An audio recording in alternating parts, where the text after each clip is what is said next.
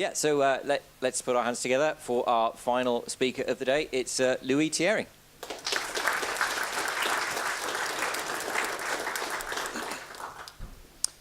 Hello, I'm going to be speaking to you about Tock. I want to introduce myself first, though, so you know a little bit about my background. So I've been doing embedded software and hardware for quite a while. Before I started using Rust, I was doing a lot of stuff in test-driven development. And I built a really complicated on-target automated test infrastructure, which was really cool. And the reason why I was doing that was because I wanted to be fearless in my development, and I was doing C and C++, and it helped a lot. But when I got a new job in August, and basically said we selected this OS Tock, and it's all in Rust, and so I had to learn it all from scratch basically. But and it took a lot of getting used to learning learning to trust the compiler and like letting go of the TDD and letting go of the unit, like the obsession of the fear, basically. So yeah, using Rust really was like a huge step for me. But Tock is what I'm going to talk about to you today, in particular, and I think it's interesting to present why it's valuable from a commercial perspective, or just what are the features that make it worthwhile? Because it has it's got a lot of pieces to it, but basically the thing that I found very unique, whether it's Rust or any language, I've never seen this in an RTOS before, is the way it's separated user space and kernel in such a strict way. Because of that, you have one great thing which is great for any IoT device, and it's the fact that you can update the user space code separately. So for an OTA, you have a lot smaller code that you're moving, so it's always a lot easier. The other piece is that the application code and the user space code can't get in the way of the kernel because of the separation and the way things are prioritized. You can write pretty sloppy application code and trust that things under the hood are going to work really well. It's kind of like a little bit like writing something in an operating system, like a full-fledged operating system like Linux in that way, where you don't have to worry so much about blocking because the kernel is going to come in and do things right under the hood. Another really good piece, which is really useful for us at Helium, which I should back up and tell you what we do. So we've been doing like IoT infrastructure. We make gateways and hotspots as well as modules. We're doing a way of building the network that's basically community built and decentralized. Operators get compensated for running a hotspot. Because of that, we have modules that we're developing and trying to get companies to use in their own products. And a lot of them don't want to write Rust. So the fact that we can allow them in the user space to do whatever they want as far as choosing a language of choice is really powerful for adoption, while also allowing us to use the language we want in the kernel. And another really good piece, which I think is really good to refer to the previous talk actually, the user space is a lot safer, so the crashes don't happen the way it does when you're on Arduino, for example. Like, they have very high-level interfaces, but you can mess things up really bad and not know why. And there's not much of a there's not, yeah. So, and when, like for example, one thing that gets caught very easily in Tock is Stack Overflow. As soon as that happens, it'll stop. It'll give you a whole trace of your memory where everything is and what the violation was. Same with basically writing to an unauthorized memory address. If you write in C and you write to 00 and try to do that, it'll say, no, you can't do that. So it offers a lot of protection in the application space, which we find very useful as we provide our modules to other parties. So I'm going to dive a little bit deeper into what Tock is. So in a sentence that you can read on the website, it's an embedded operating system designed for running multiple concurrent and mutually distrustful applications. So the idea is that you could have a board and load multiple applications that aren't going to crash each other and that can't crash the kernel, and so it has a lot of safeguards to enable that. It started very early in the history of Rust, and by some researchers at Stanford and University of Michigan. Now they're a little bit more spread out at Berkeley and Princeton. And they're still very engaged in the project, and it's still evolving a lot day to day. And with this idea, they were looking at what language are we going to use to implement this idea. And they chose Rust because they knew they were going to write a new kernel, basically. And what drew them to it was the type safety without garbage collection, which is what the borrow checker gives you. So this means they can do a really lean, low overhead scheduler while maintaining a lot of safety. This is a summary of the architecture. Starting at the top, you have processes which each have their own little block of RAM, their own stack. You might call them applications as well. And then the level below that, which they interface, and the way they get access to the hardware are capsules. They're basically hardware agnostic drivers that do that game of providing access. And then way at the bottom, you have a HIL or a HAL, which are your chip-specific drivers, and this probably looks very familiar at the bottom level, at least. So to understand how the system is architected, I think it really starts with how they handle memory. So the memory protection unit is a feature on a lot of M4s and anything after that, basically, that lets you enable or disable access to certain sections of code, to certain sections of memory. So essentially, when an application or a process gets the core, you disable access to anything else that's not its own RAM. And so each application switch does, you need to change the MPU, and then within the kernel, it can pretty much do what it wants from the hardware perspective, but there's actually some features of Rust that are used to actually differentiate between trusted and untrusted. Which actually, our friend from ARM earlier this morning, that feature is something that I could see being used very well to actually enable that at a more hardware level. The next piece, so if you've done this thing of blocking the applications off from certain areas of memory, you basically, how do you get access to the hardware? And that's what Syscalls help do. Basically, they're kind of a couple different calls where the application says, here's a piece of memory, here's a callback that you might need, and here's a command. And that those three syscalls in sequence are often what it takes to get something done on the hardware. And then finally, the final piece to know about Tock-OS is scheduling. So kernel space is pretty simple. Basically, that you're handling all your interrupt requests. You run each of them to completion, and if any of those are not, or once that's, or actually I should, let's see. Yeah, so basically there's no preemption, that's important to know, and the interrupt routines are very simple. Basically what they do is they disable the NVIC and do nothing, and that's the canonical way of doing it. We're working on some ways to make it a little bit easier to extend and put your custom routines in, but basically in the kernel space, you then actually handle the interrupt and do what you need to do. So it's a very, there's a lot of safety benefits of not having preemption and things like that, and it's very simple and very light because you're not context switching very often, and when you do, it's very, very light.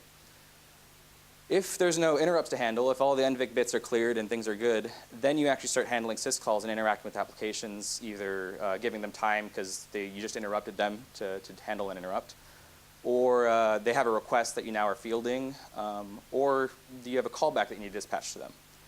But at any point, an IRQ can fire and the process stops and you go and handle it in kernel.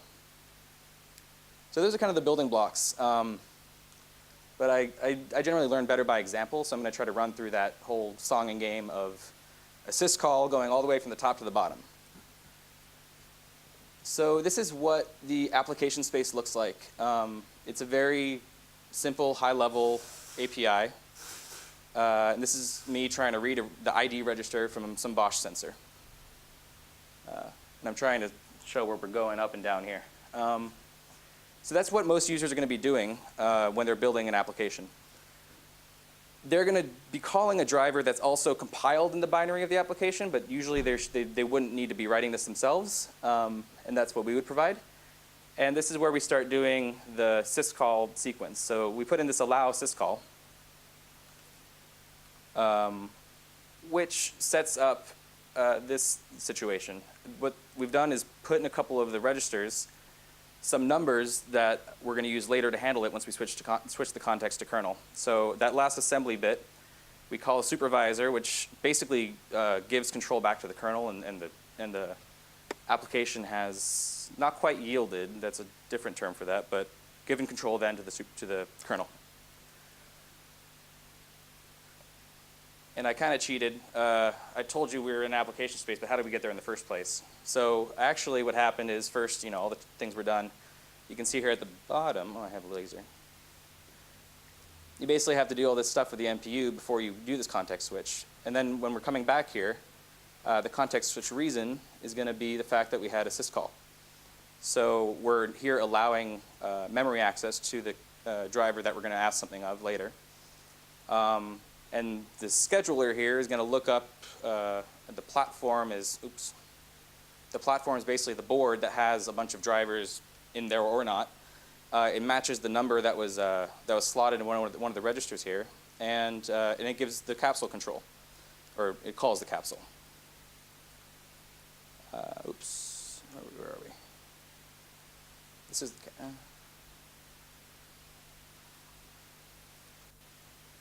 I lost the capsule slide. Well, trust me, there's another piece of code there. Anyway, so the capsule does its thing. It basically saves the slice or the memory, and then wait, where'd it go? Yeah, okay, we lost some slides. But anyway, after that it goes back, and we'd go through the rest of these. They're all fundamentally the same. Wow, I'm lost. There we go. Subscribe and command, it's the same routine, but you got different numbers, and the kernel will call a different thing. But they're all fundamentally the same. And then usually the command actually fires the hardware interaction. Oh, I'm sorry, I'm jumping around. There we go.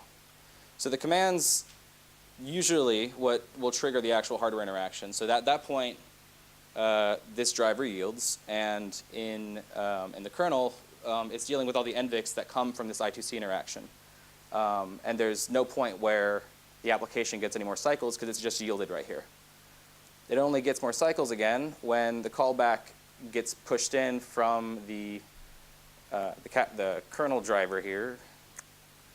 And that's when we get back to the application. This basically semaphore gets unlocked and we keep going.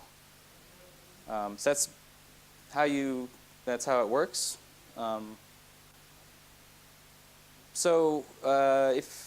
If you're used to not having this whole song and game, you're probably thinking that's a lot of stuff.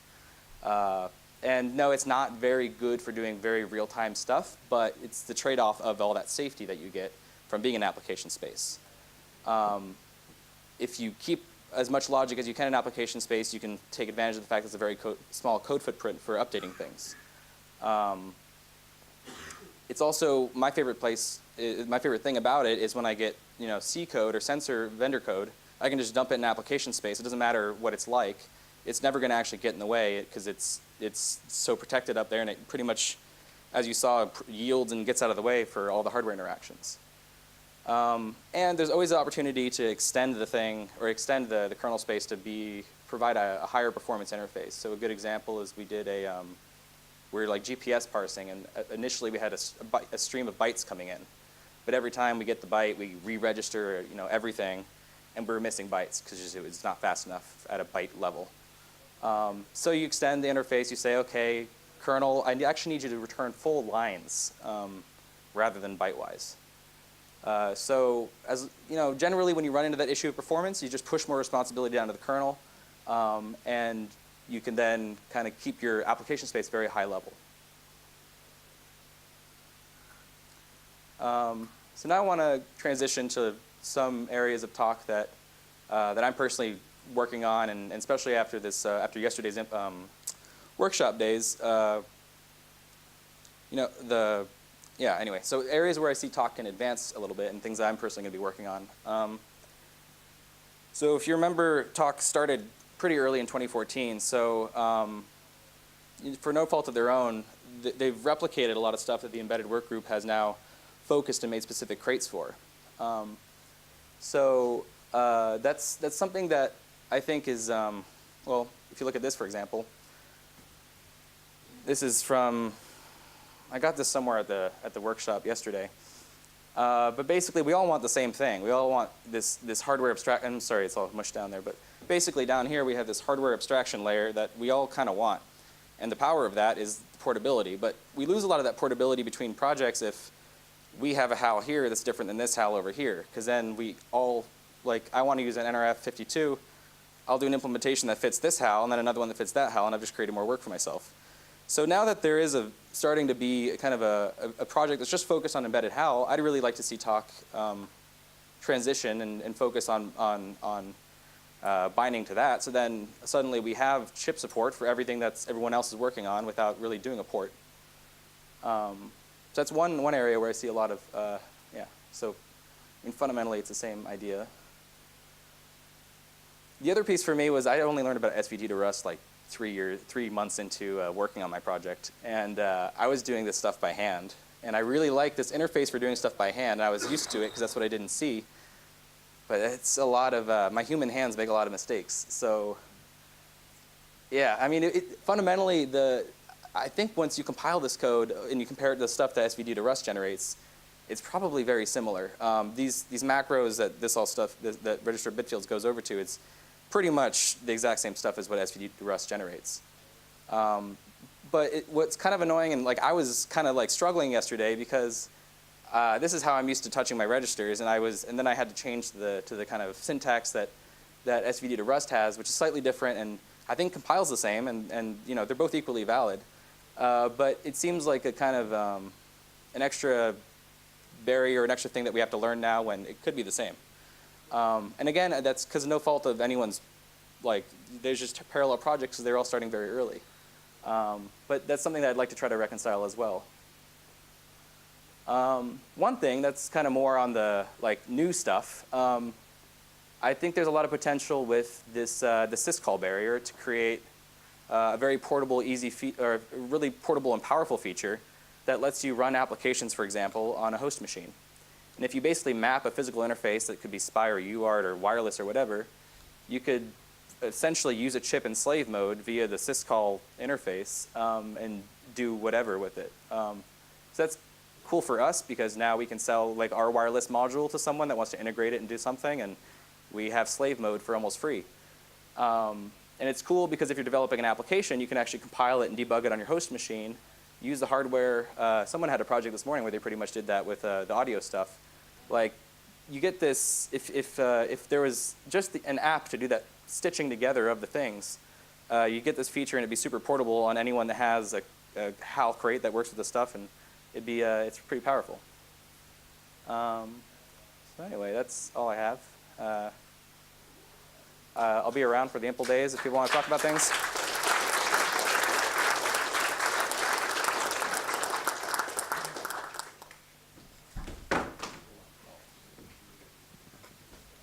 Right, do we have any questions already? Okay, time for some questions.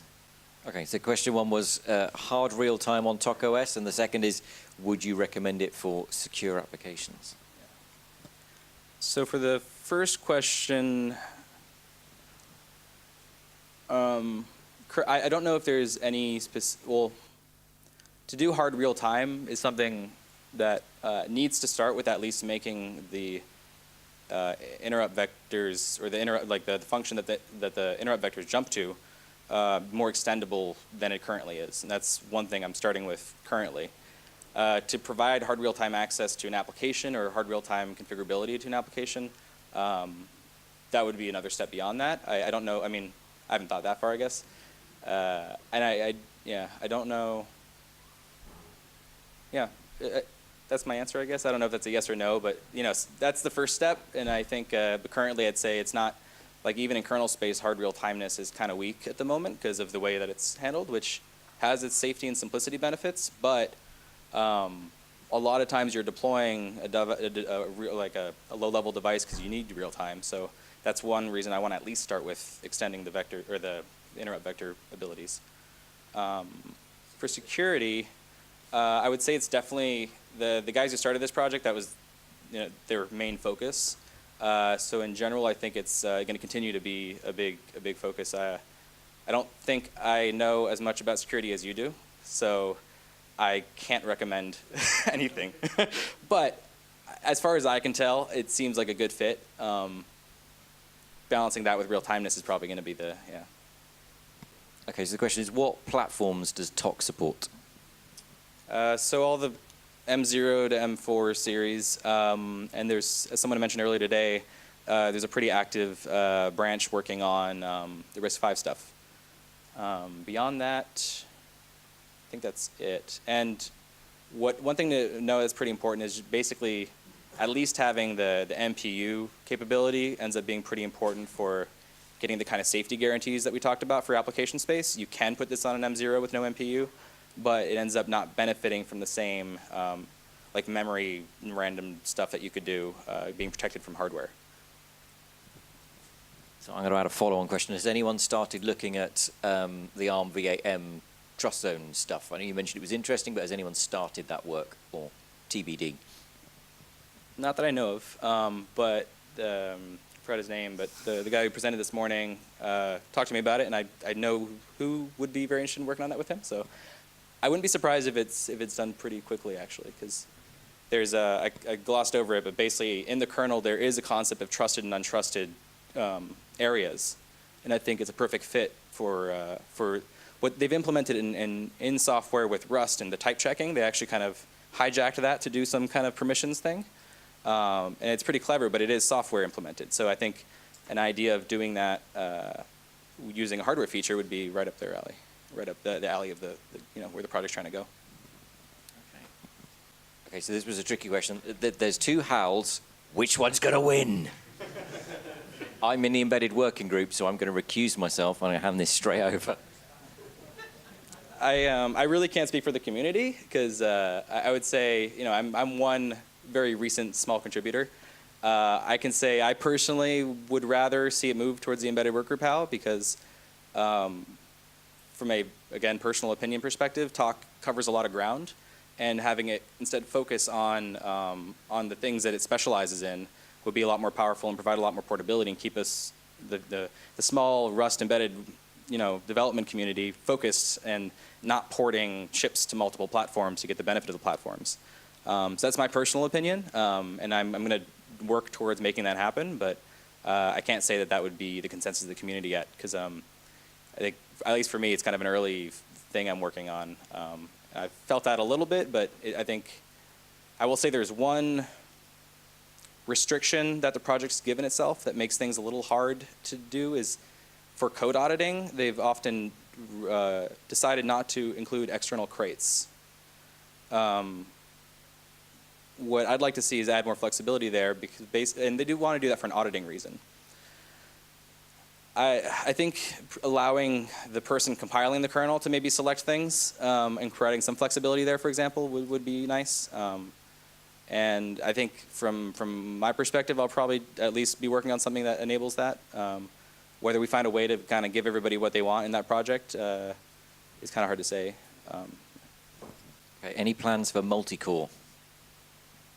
I think especially with the RISC-V stuff, where a lot of the chips do have multi-core, there's a lot of interest. But I would say currently there's some changes that need to happen to really enable it, because I think